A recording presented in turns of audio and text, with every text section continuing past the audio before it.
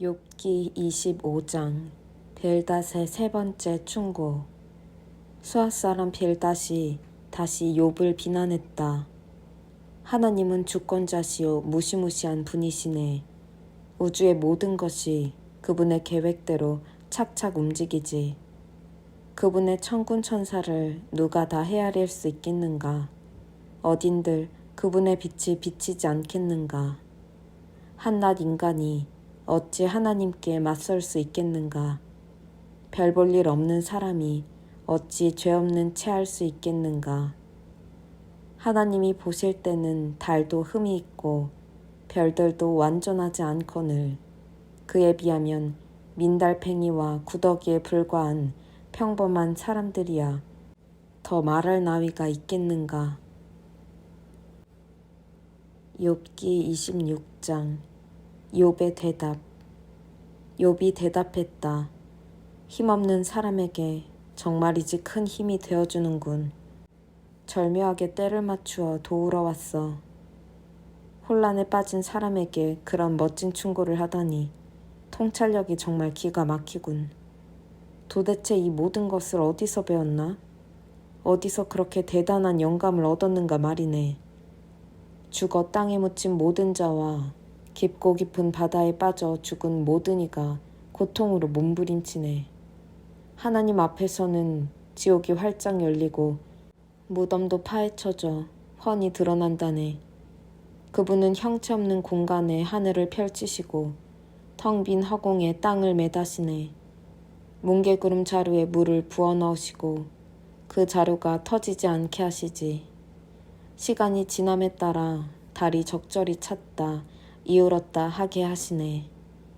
대양 위에 수평선을 그으시고 빛과 어둠의 경계를 정하신다네. 하늘에서 우르릉 쾅쾅 천둥 소리가 들려오는군. 들어보게. 하나님이 언성을 높이시네. 그분은 능력으로 바다 폭풍을 잠재우시고 지혜로 바다 괴물을 길들이신다네.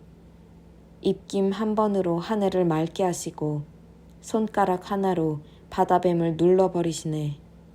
그러나 이것은 시작일 뿐. 그분의 통치를 알리는 속삭임에 불과하네. 하나님이 제대로 언성을 높이시면 우리가 무엇을 할 수 있겠나. 욥기 27장 새 친구에 대한 욥의 대답. 욥이 소발의 대꾸를 기다리다 다시 말을 이었다. 살아계신 하나님, 그분이 나를 부당하게 대하셨네. 전능하신 하나님, 그분이 내 인생을 파괴하셨네. 그러나 내게 숨이 붙어있는 한, 하나님이 내게 생명을 불어 넣으시는 한 참되지 않은 말을 한마디도 하지 않을 걸세. 그 어떤 엉터리 죄목도 인정하지 않을 걸세. 나는 자네들이 고발하는 내용을 인정할 수 없네. 목숨을 걸고 내 결백을 주장하겠네. 나의 결백을 꽉 붙들고 놓지 않을 것이며 결코 후회하지 않겠네. 내 원수의 사악한 실체가 드러났으면, 내 대적의 유죄가 밝혀졌으면, 하나님을 모르는 자들의 목숨이 갑자기 끊어지면, 하나님이 그들의 인생을 끝장내시면 그들에게 무슨 희망이 있을까? 재난이 닥칠 때 도움을 청하는 그들의 소리를 하나님이 들으실 것 같은가? 그들이 전능하신 분께 관심을 보인 적이 있던가? 그들이 과연 기도한 적이 있던가? 나는 자네들에게 하나님의 일하심을 분명하게 보여주었네.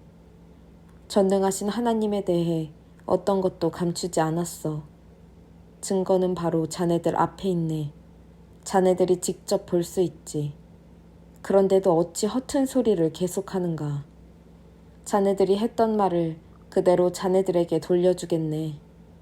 이것이 하나님이 악한 자들을 다루시는 방식이요. 악한 자들이 전능하신 하나님께 받을 몫일세.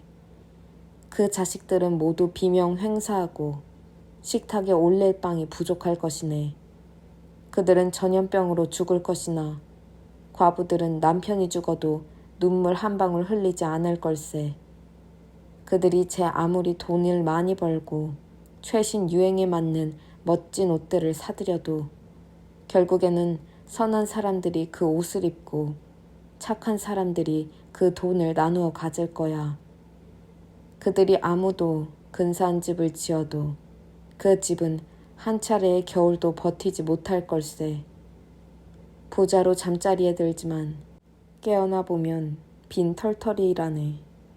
두려움이 홍수처럼 그들을 덮칠 것이네. 한밤중에 회오리 바람이 불어 그들을 날려보내고 폭풍이 그들을 휩쓸 것이네. 그들의 흔적은 발자국 하나 남지 않게 될 걸세. 온갖 재해가 가차없이 그들을 뒤쫓아 달아날 곳도 숨을 곳도 없을 것이네. 비바람에 사정없이 얻어맞고 폭풍으로 완전히 찢길 것이네.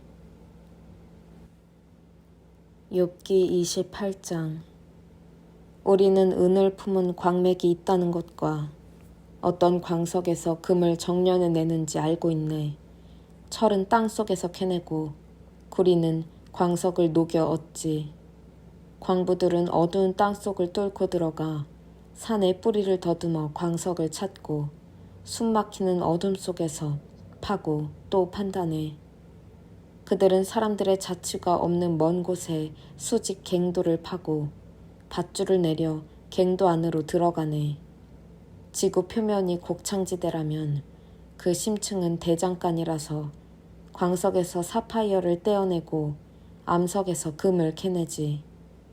독수리는 그 가치를 알지 못하고 매는 거기에 눈을 두지 않네. 들짐승들은 그것을 의식하지 못하고 사자는 그것이 거기 있는지도 모른다네. 그러나 광부들은 바위를 깨부수고 산을 뿌리채 파헤치네. 암석의 갱도를 뚫어 온갖 아름다운 보석을 찾아낸다네. 그들은 강의 근원을 발견하고 땅에 숨겨진 여러 보물을 캐낸다네. 하지만 지혜는 어디서, 도대체 어디서 찾을까? 통찰력은 어디에 숨어 있을까? 사람들은 도무지 감도 못 잡고 어디를 찾아봐야 할지 전혀 모른다네. 지구의 심층은 여기에는 없다 말하고 깊은 바다에서는 그런 것은 들어본 적도 없다는 소리가 메아리쳐 오네. 지혜는 순금으로도 살 수 없고 아무리 많은 은을 갖다 바쳐도 구할 수 없어. 유명한 오빌의 금으로도 살 수 없고 다이아몬드와 사파이어로도 안 되네. 금이나 에메랄드는 비할 바가 못 되고 화려한 보석들도 어림없지. 진주 목걸이나 루비 팔찌 따위야 더 말할 것도 없네.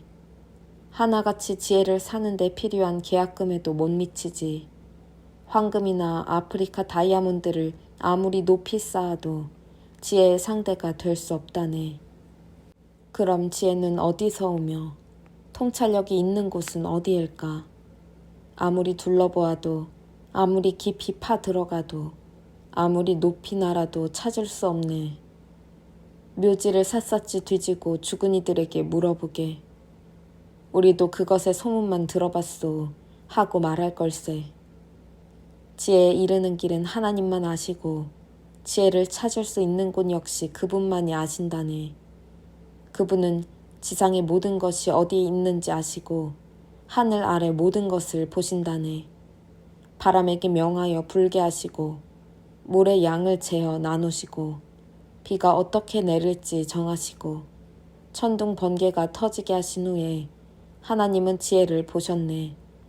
지혜를 시험하시고 만반의 준비를 갖추게 하셔서 언제든 쓰일 수 있도록 만드셨네. 그러고 나서 사람들에게 말씀하셨지. 여기 지혜가 있다. 주님을 경외하는 것이 지혜이며 악을 멀리하는 것이 통찰력이다.